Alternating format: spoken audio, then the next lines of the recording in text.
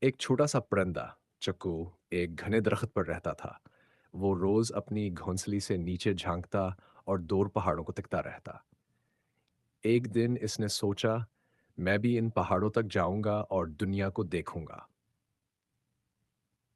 سبسویرے چکواڑ امبھرا۔ راستے میں تیز ہوائیں، بارشیں اور شکاری پرندے آئے، لیکن چکو نے ہمت نہ ہاری۔ وہ ہڑتا رہا، یہاں تک وہ ایک خوبصورت جگہ دریا کے کنارے اترا۔ وہاں رنگ برنگے پھول، نئی آوازیں اور طرح طرح کے پرندے تھے۔ چکو نے ان سے دوستی کی اور بہت کچھ سیکھا۔ پھر چکو پہاڑوں تک پہنچا۔ جب آس نے چوٹی سے نیچے دیکھا تو نیلا آسمان، ہرے بھرے میدان اور چمکتی دھوپ آس کے سامنے تھی۔